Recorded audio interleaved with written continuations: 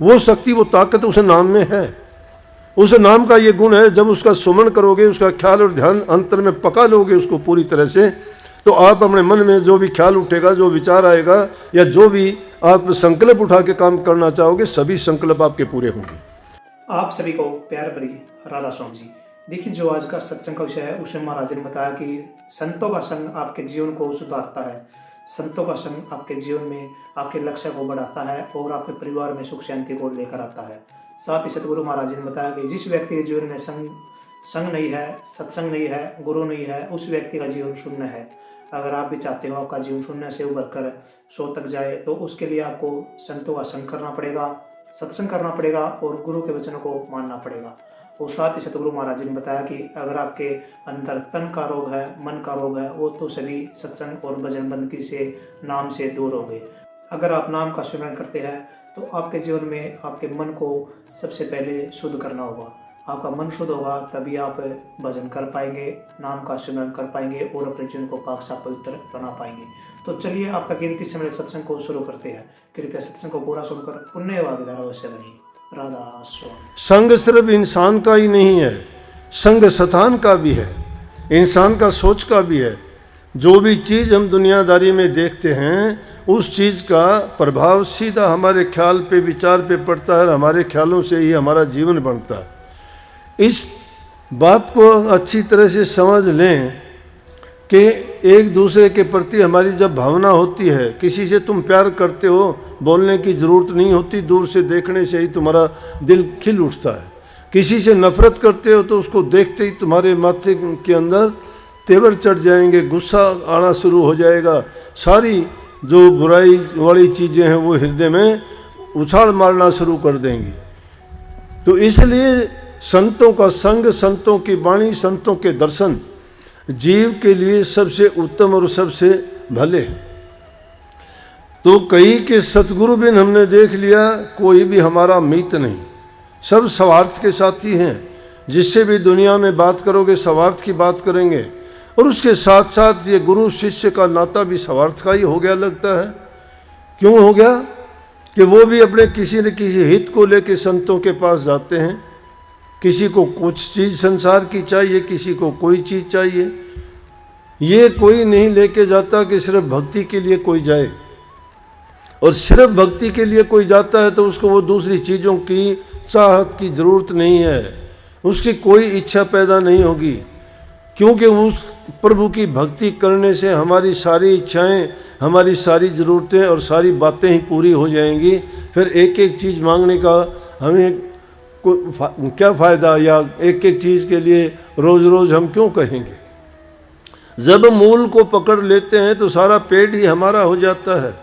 फल फूल टहनी जो भी चीज़ हम लेना चाहते हैं वो सब हमारी हो जाती है। इसलिए गुरु का दिया हुआ नाम, संत जब नाम देते हैं, नाम दे के वो सोचते हैं कि मैंने किसको नाम दिया है, किसी अधिकारी को दिया कि अनाधिकारी को दिया। अगर किसी अनाधिकारी को नाम देते हैं तो बहुत पछताते हैं वो। क्यों पछताते हैं? कि जिस प्रकार से लाल को रेत में रला देने जैसा है वो। नाम ऐसी वैसी चीज़ नहीं है।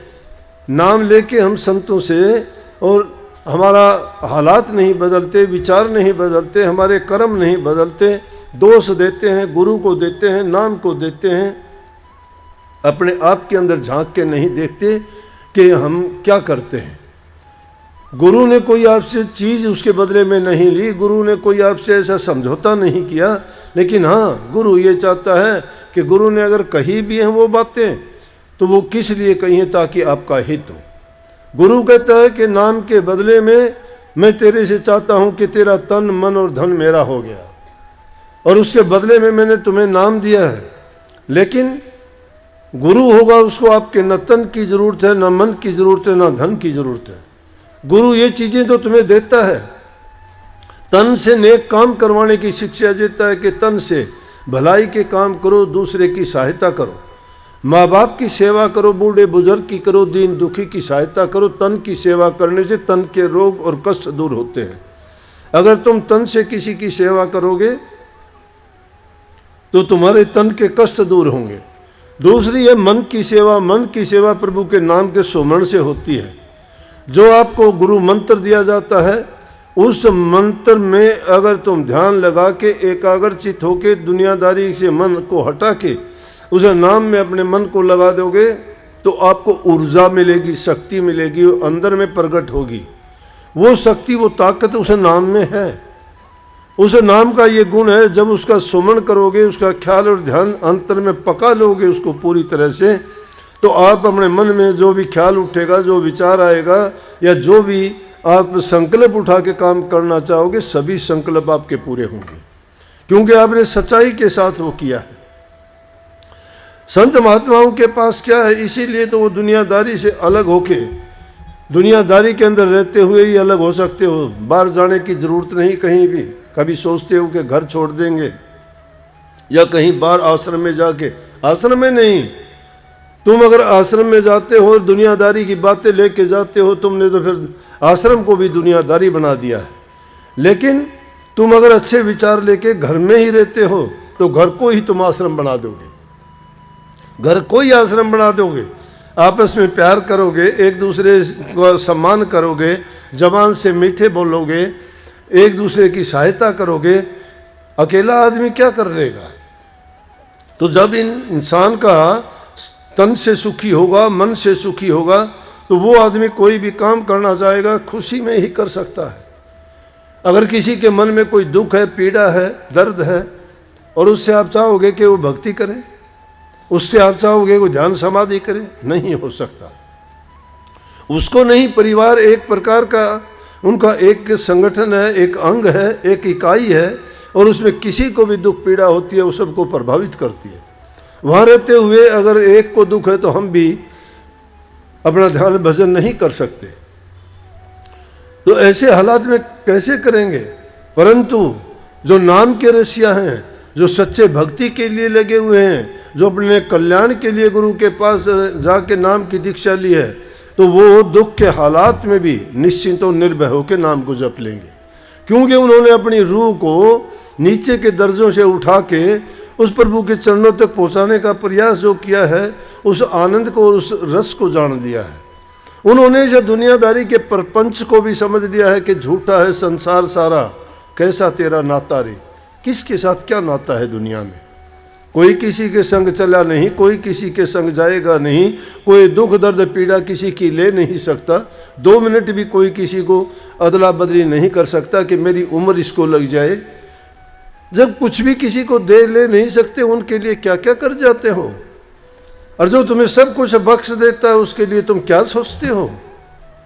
दुनियादारी की दोस्ती और ये यारी कितने दिन चलेगी, कितने दिन निभेगी? ये सब स्वार्थ की दुनिया है। जब तक तुम्हारा शरीर चलता है, उनका स्वार्थ पूरा करते हो, तुम अच्छे हो। नहीं, बुढ़ापा आएगा, किसी लायक नहीं रहोगे, वृद्धाश्रम दिखा देंगे आपको। कोई भी काम कहोगे, वो नाक चढ़ाना शुरू कर देंगे आपसे। बुढ़ापे में शक्ल बदल जाती है इंसान की। लेकिन जो नाम की भक्ति करते हैं, उनको इस चीज़ की परवाह नहीं है कि जिन्होंने मन को जीत लिया, उसने संसार को जीत लिया। जिसने उन्होंने नाम की कमाई करके प्रभु से सभी वरदान जो प्राप्त कर लिए, एक प्रकार के उनके पास इच्छा मृत्यु हो जाती है। वो जब चाहे दुनिया में जब तक जीते हैं, जब दुनिया को छोड़ के जाना चाहे जा सकते हैं। लेकिन ये बातें बनाने से बात नहीं बढ़ती, बात काम करने से होगा। कि बात कह देते हैं, सुनी सुनाई कह देते हैं, किताब की लेखी कह देते हैं, नकल करते हैं दूसरों की। अरे नकल में, अकल में, बुद्धि में ये प्रपंच हैं। प्रपंचों में पढ़ने की जरूरत नहीं, हृदय की शुद्धता की जरूरत है। हृदय की पवित्रता नाम की कमाई के बिना नहीं हो सकती। प्रभु के गुण ये हैं कि जिसका निर्मल मन है, उसके हृदय में ही प्रभु का वास है। जिसका हृदय शुद्ध है, हृदय जिसका शुद्ध नहीं है, कुमति भरी हुई है। सुबह से लेकर शाम तक की कितनी उल्टी सीधी बातें सोचते हैं। अपने दुख किस चीज़ का है? दुख किस चीज़ का है कि दुनियादारी के दूसरे को देख के दुखी है कि उसको ये सुख क्यों है, उसको ये आराम क्या है। लेकिन दुनिया के पदार्थों में भी सुख नहीं है, ना इन हाट हवेलियों में, ना धन दौलत में, ना लंबे परिवार में, ना ऊंचे ओहदों में, और ना रूप हुसन में, किसी चीज़ में अगर देखना चाहोगे सुख नहीं है। सुख किस में है? ना सुख विद्या के पढ़े, ना सुख वाद विवाद से जो कहे साधु सुखी और लागी शून्य समाध। जिसने शून्य समाध लगा ली, न विद्या के पढ़ने में सुख है, न वाद विवाद में सुख है। महर्षि जी ने में लिखी है कि जिनको चाहे राम मिलन की, राम उन्हें मिल जाते हैं। रामदास के पास राम है, औरों के नहीं पाते हैं। रामदास के पास, जिन्होंने राम को याद करके उनकी भक्ति करके उनके दास बन गए, वो रामदास है। उनके पास राम को मिलाने की ताकत है। किसके पास घूमते हो तुम? क्या देंगे तुम्हें? बातों से नहीं मिलता, बातों से तो ठगा जाता है इंसान। बुद्धि तुम्हारी चतुर हो जाएगी, तर्क वितर्क जरूर कर लोगे, लेकिन पल्ले कुछ नहीं रहेगा।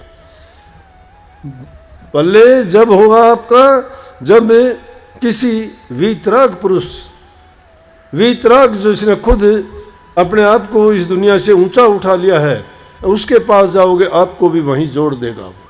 तो महर्षि जी ने कहा कि वाद विवाद में राम नहीं है। राम ने पूजा पेखी में, रामदास ने राम को देखा, सहज ही देखा। सहज, सहज का मतलब सहज योग।